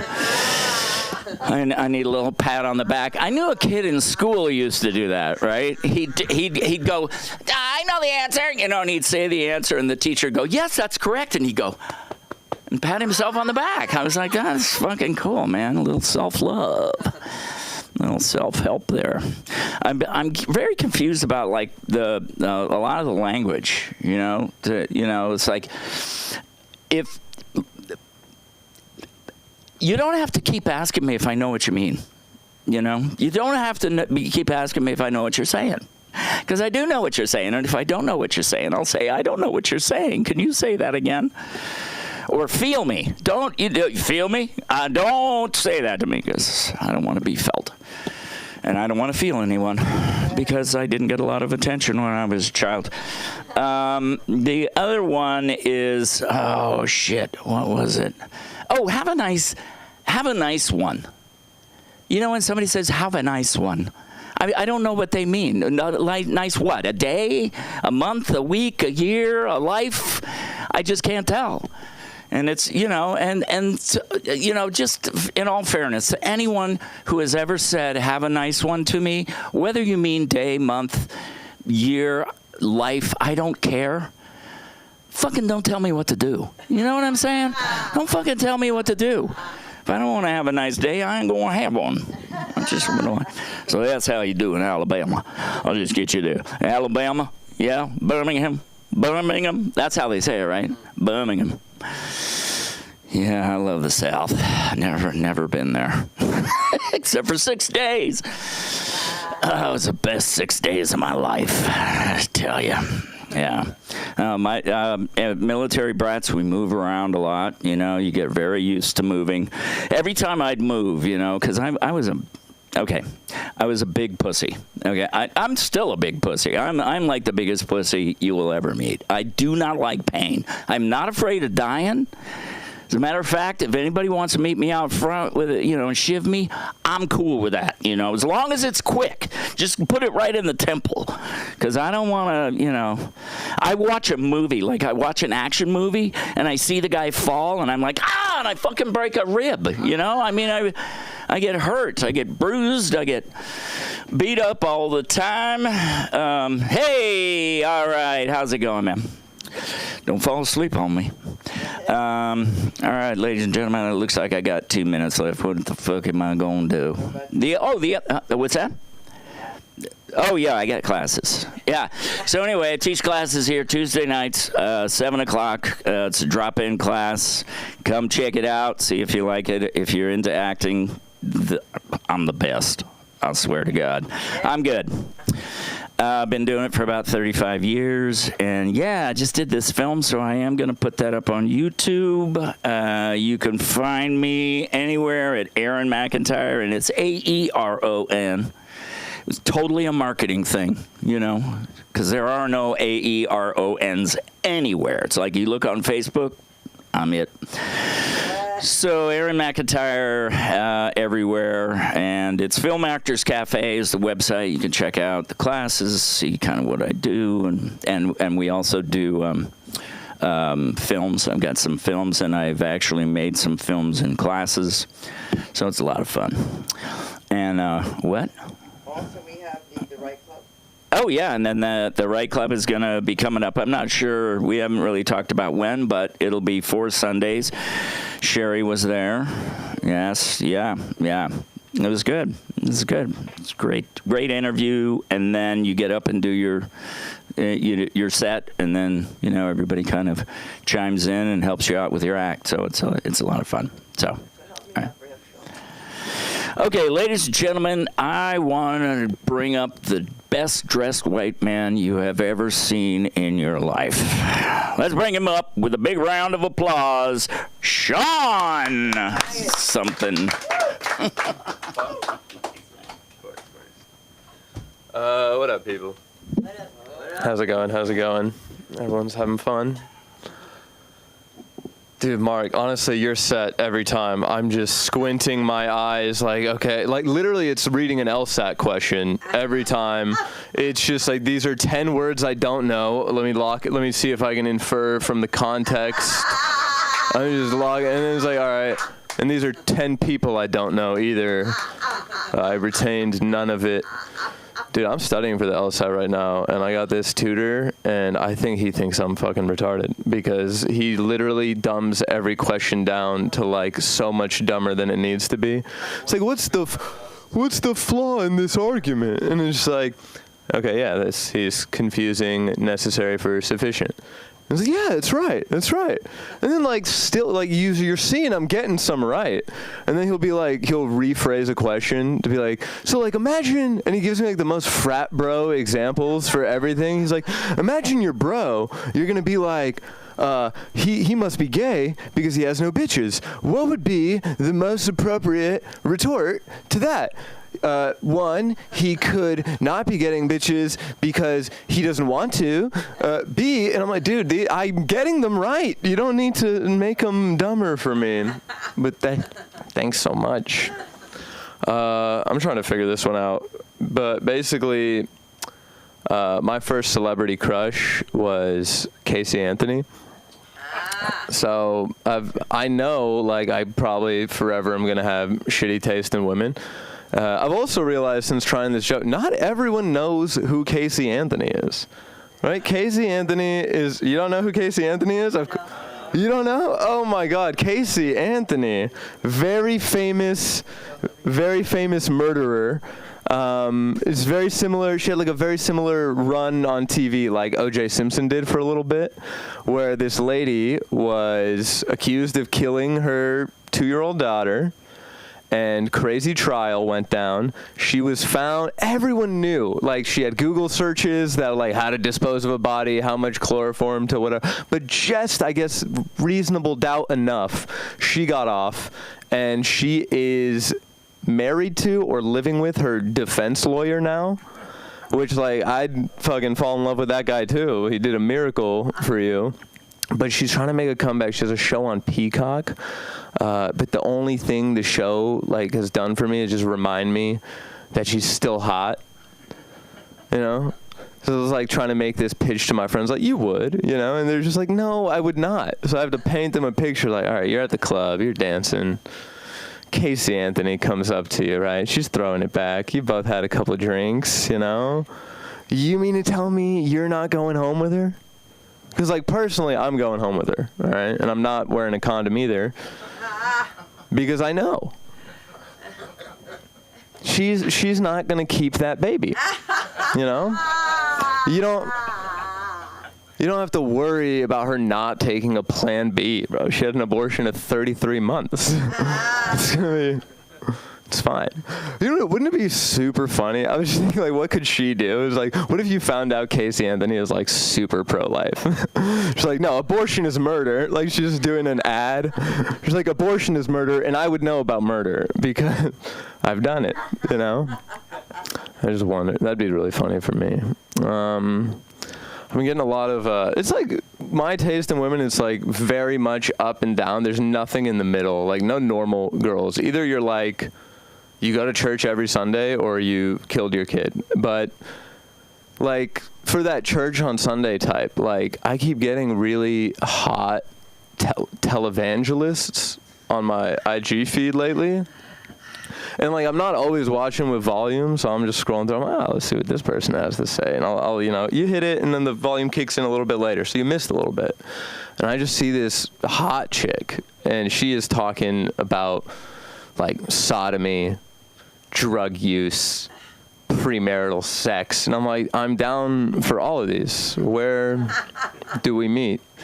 And then I watched the whole thing. She's actually against all those things. You guys got to get the messaging right. Like, you know, on TikTok, they put the words on the screen, too, so I don't get baited into clicking this profile. I also get a lot of Bible Bee content on my page. Does anyone else get these? It's like a bunch of autistic kids, and they'll start, like, a Bible passage, and they'll, like, buzz in. And it's like, Leviticus 12. I was like, correct. And you'd think that'd be, like, enough. But then they go, now recite it. And they recite the whole thing. It's just so crazy. Why are you not, like... And those kids, like, would be so good. Because they're all, every kid on that Bible Bee, they are all white. There's been no diversity in it. But, like, dude, make that kid memorize, like, I don't know, the fast part in Look at Me Now by, like, Busta Rhymes. They'll make so many more friends this way than with this Bible Bee stuff. Dude, I was staying in a... So, speaking of, like, me having the worst taste in women, because this just happened, my girlfriend broke up with me and then came out as lesbian. Like, in the same conversation. It's like, you can't even get mad, or then you're, like, homophobic. You're just like, okay, rough. And, you know, I was so confident, too. She's like, hey, when you're pulling up to get me for dinner, just park and come upstairs. I want to talk to you real quick. And I was just like, I got to pay for an abortion, you know? Then I was so sure. Like, I mean, it has to be that because, you know, there's a no-show, no cancellation charge for this reservation. And she knows about that. And she wouldn't stick me with this charge. So she was like, you know, struggling to say what she needed to say. I'm like, hey, look, don't worry. Say whatever you need to say. I know you're not breaking up with me, or you'd have canceled the reservation. And she's like, immediately starts crying. And I'm just like, oh, shit. So whatever. We break up. And then I'm leaving. And then I'm like, now I have to call the restaurant. I had already called the restaurant at 5:15. Like, hey, I got to move this to 5:45. I can't find my keys. And I'm just like, so like now I'm outside. I'm just like a mix of like anger and like frustration. I have to call the restaurant. I'm like, hey, you know how I moved that 5:15 to 5:45? I got to cancel it now. I was like, oh, did you never find your keys? And I'm just like, you know what? Fuck it. I work at a restaurant. These guys would love some goss to talk about at the front desk today. So I was like, no, actually, I found my keys, drove over to my girlfriend's house. She came out to me as lesbian, and then we're canceling dinner. And there's like, shit. Oh no. Just like, well, they don't even know what to say, but they're like, at least it was a prompt conversation. Like, yeah, you don't need to provide me support. I'm just filling you in on what happened, but thank you. So I told my friends, and you know, if something fucked up happens to you and half your friends are comics, just don't even tell them, because they're just gonna make jokes about it. It's like, dude, now everyone who because you know we still call each other gay, like for fun, because you know we're late '90s kids, and so now if someone calls me gay in front of them, they go, hey, he's not gay, his girlfriend is, and I'm just like, I don't like that there's more material about this. And then, like, everyone else, I guess, knew in my friend group. They were like, well, yeah, bro, I looked at her Instagram story. I looked at the profile. She had, like, multiple photos with a bandana on. And that's just, like, enough to convict. Like, everyone else could tell off that. I'm so fascinated by lesbians. Now even more that this has happened to me. It's just, like, she's not ready for lesbian dating lifestyle. She's like from Youngstown, Ohio, and is like just moved to LA. I think that's what it is. Like, she doesn't know who's gonna pay on a lesbian date, right? You'd think it's just whatever man is seated closest to the table, but it's probably not. You know, it's actually not. I figured it out. I asked one of my lesbian friends, and it's whichever one asked the other one out. Or whichever one can throw a softball the furthest. But that's usually the same person, so there's not much to... let me see if I got something I could do quickly. This is a new character I'm working on. He's a youth basketball coach, but he actually doesn't know anything about basketball, and he's just, you know, trying to, like, fake Mr. Miyagi people into, like, free labor. So let me get in the character.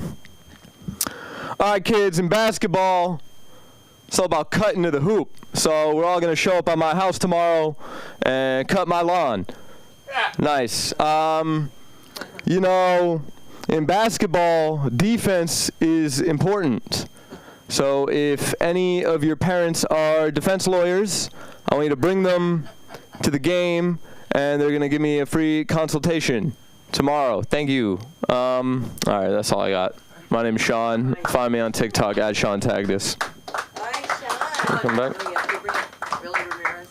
And coming to the stage, Billy Ramirez.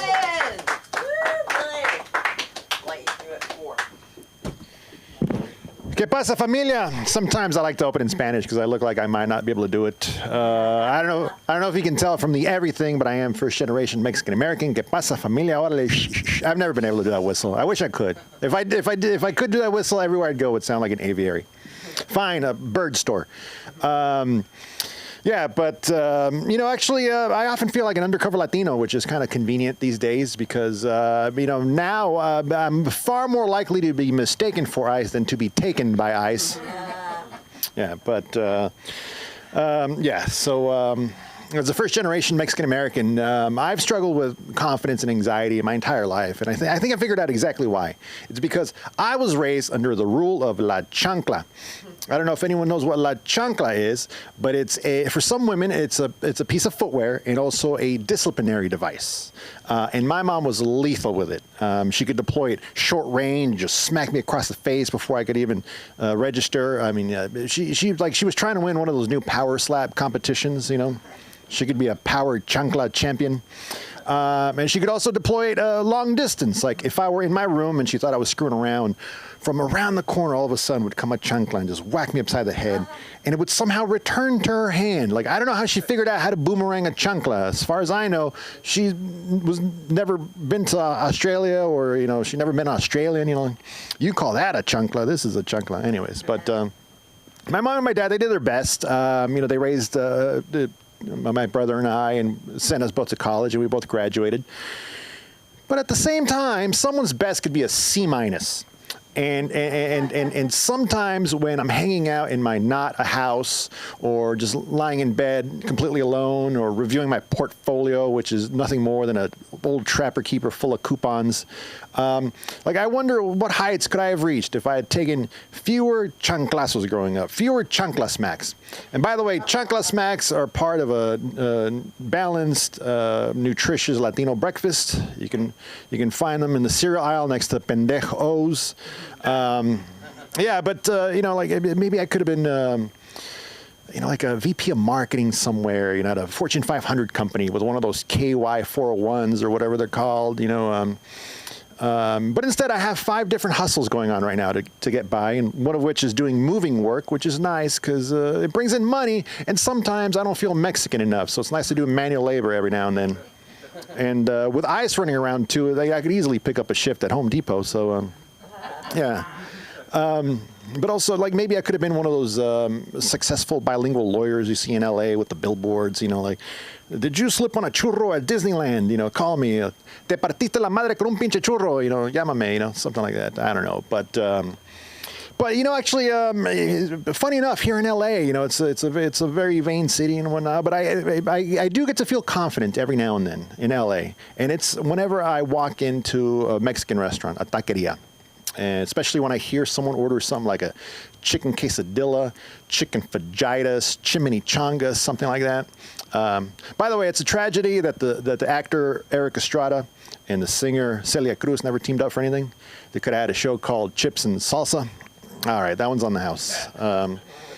But whenever I hear someone order something in that funky manner, you know, like that, and then it's my turn to order, I just cannot resist going completely overboard and basically start acting in a telenovela that nobody's shooting. You know, like all of a sudden, it just, ¿Qué tal, preciosa? Doesn't matter who, señor preciosa. En este momento yo deseo 3 tacos de carne asada, una torta de jamón, 3 churros y una Fanta. Gracias, por favor, muy amable. Buen provecho. Que Dios te bendiga. And when I'm feeling extra confident, I'll throw in some bonus words, you know, like agujeta, crepúsculo, ferrocarril, and that only means shoelace, twilight, and railroad. You know, it's done. Yeah. Anyways, but it really doesn't matter where or when I hablo español, because I just go completely overboard and basically just turn into a Latino reporter. I don't know if anyone still watches the local news, but if you do, just pay attention to any reporter whose last name ends in EZ. There's a very good chance that reporter is going to take any and every opportunity to celebrate the rich cultural tapestry of the Spanish language. And that's how I hablo español, like a Latino reporter wrapping up a segment. Something like, police don't have any further information on the suspect. Reporting live from El Camino Real in Santa Clara, this is Gustavo Gutierrez. El mero más chingón, tú sabes, güey, for ABC 7 News. Back to you, Nancy. Thank you. So I'm just trying a quick 6 minutes because I'll be at the HaHa on August 3rd.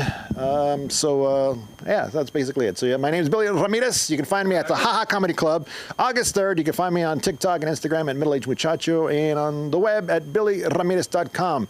And coming up, this man, you definitely don't want to get punched by him, but his jokes do hit hard. Please give it up for the one and only One Punch Jay.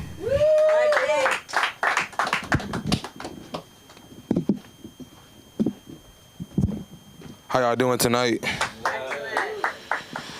I love being black, but one thing that I don't like about us is that we always late. You see, I was guilty of it today. But we've been being late for a long time. We've been late since like the beginning of time. We've been late to cookouts, late to picnics. We've been late getting out of slavery. Abraham Lincoln freed us January 1863. People in Texas didn't get the memo till 2 years later, June 19th, 1865. So he was out there picking cotton for free on back order. Like, that's crazy. Like, where the fuck was Party Veer at? Goddamn, you could hop on your horse and tell people the British was coming, but you couldn't come out there and tell us, hey, you done picking, like slavery over, bro. Like, you couldn't come and tell us that shit. That's fucked up. Like, and then my family, like a lot of my family's from Compton, right? And for some reason, they the ones that's always late. But it dawned on me the other day, the abbreviation for Compton is CPT. We be on color people time. Like, we so late, we got our own time zone. Like, we don't run on EST. We don't run on Pacific Standard Time. We run on CPT, color people time. My dad, he be late a lot too. But he's it's a such thing as called being accountable late. Accountable late is if I call you like where you at, you be like, oh, my ETA is 15 minutes. My dad don't do that. You call him, I'm down the street. But he be in the bed. Like, he be nowhere down the street. Like, you ever been so anxious for your dad to come pick you up that he said you down the street, you start walking down the street looking for him? Yeah. That was me, but I would never see him, and this nigga would never come. So him saying he down the street mean he not coming. Only time my dad was ever on time was when it was time to whoop my ass. I grew up in a single mother household for like about half of my life. And I would do bad shit, so my mom would call my dad while he at work, and he'd say, when I get off, I'm gonna fuck you up. Now, the fucked up thing about that is my mama would let me still do fun shit while I was in trouble.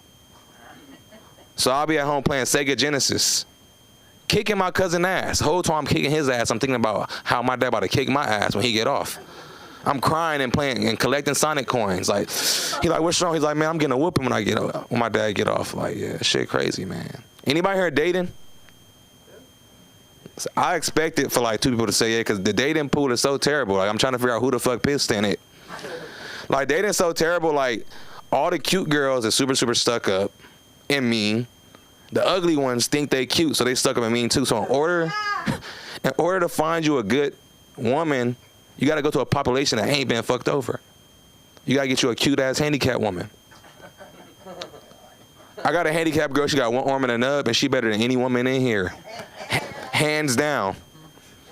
I never tell her I love her. I tell her I nub you.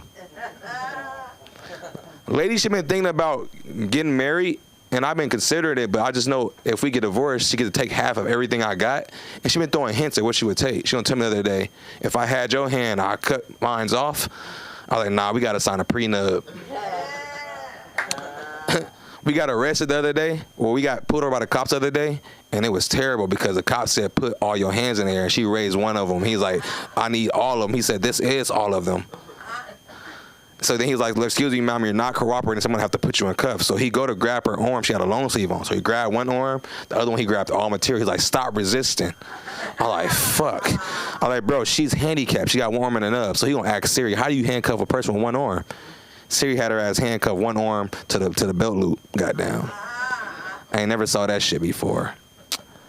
Man, I just moved from the South like probably about a year ago, and I kind of regret it because it's too expensive down here. Like, you gotta have a roommate. And lately, I've been having like bad roommates. Like, I had a roommate so bad that I wish he was a roach. Wish I had roaches instead, cause like he was human, but he did roach shit. So I couldn't kill him cause he was still human. Like, you know how roaches be eating shit that they didn't buy? That's this motherfucker. He stayed eating all my snacks, and he only ate them in the fucking dark. I thought I caught his ass one time, and guess what he fucking did? I flipped the light switch on. He scattered like a roach.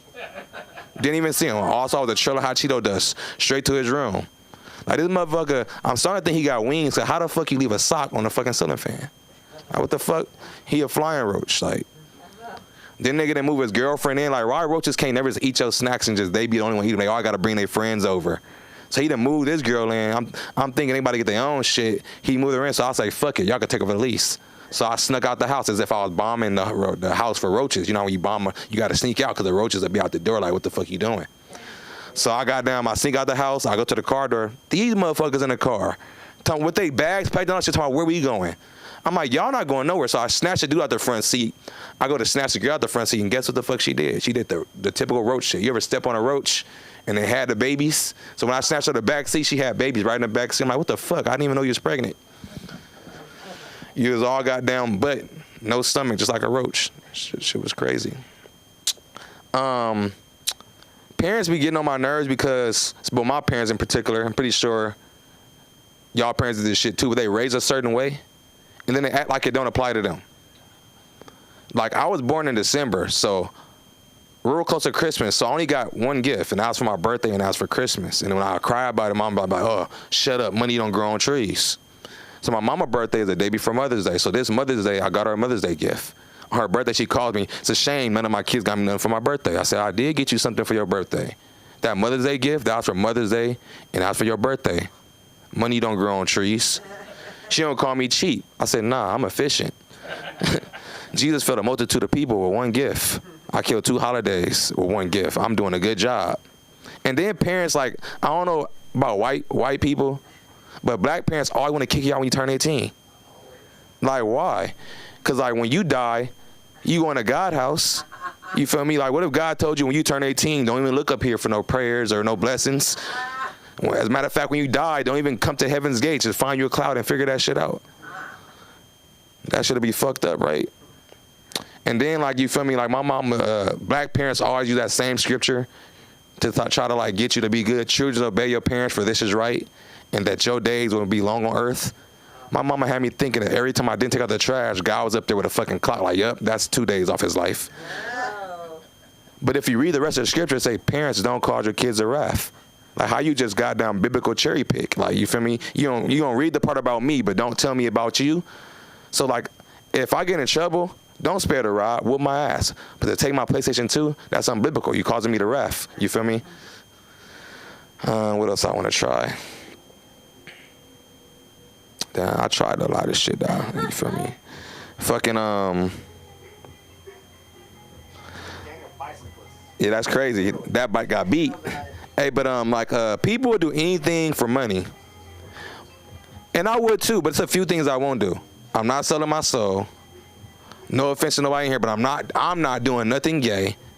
And I'm not sacrificing nobody. And I'm damn sure not goddamn donating plasma. I came close, but they pulled out that big ass needle, and I felt like a virgin. I was like, you're not sticking that in me. These are virgin veins.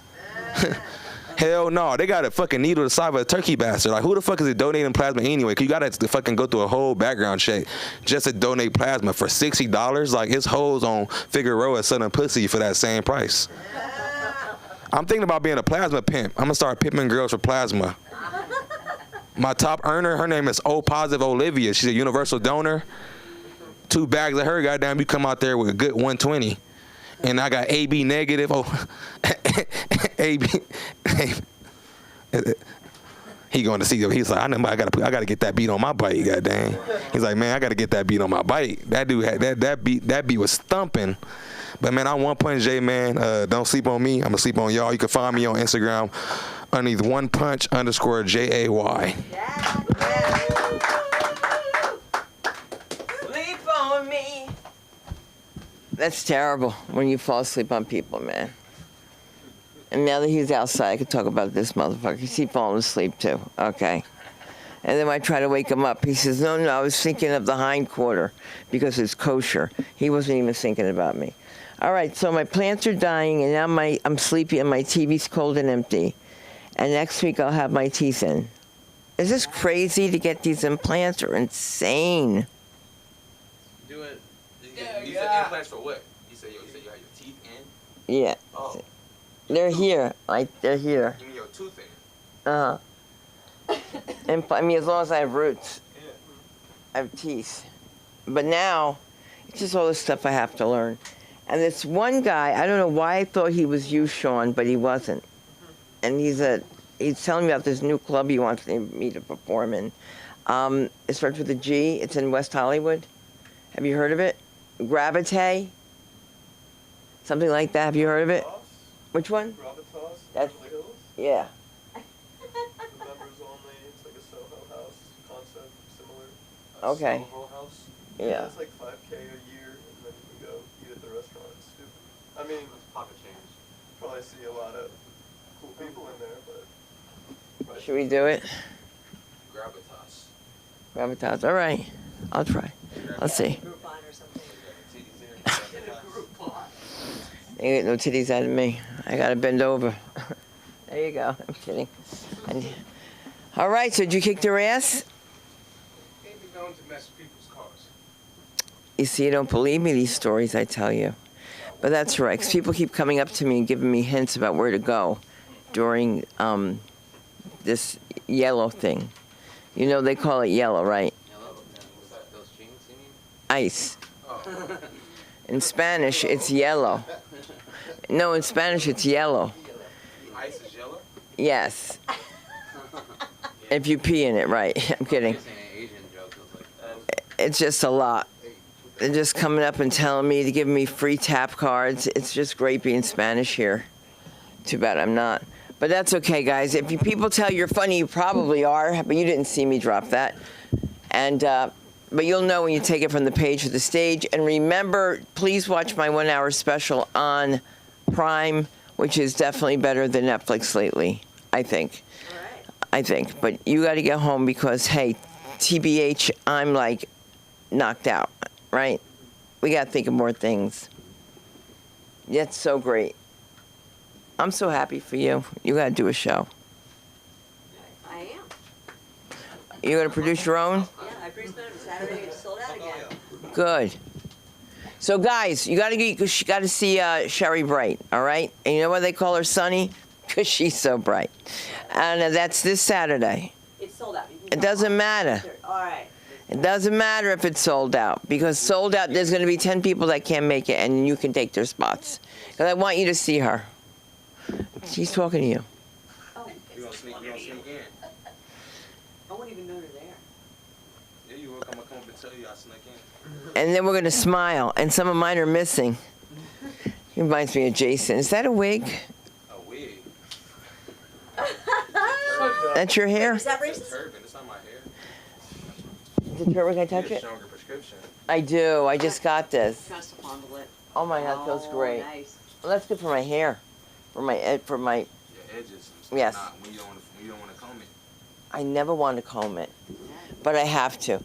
And it's so good seeing you. It looks like you haven't lost an inch. He's a growing boy. He's growing this way. He's growing this way. Sean, I'll see you. God bless you. Have a good Shabbos. Mark, it's time to get up, get down, get funky, get loose. All right, we're out. See you guys Tuesday. Oh man, so guess what? You gonna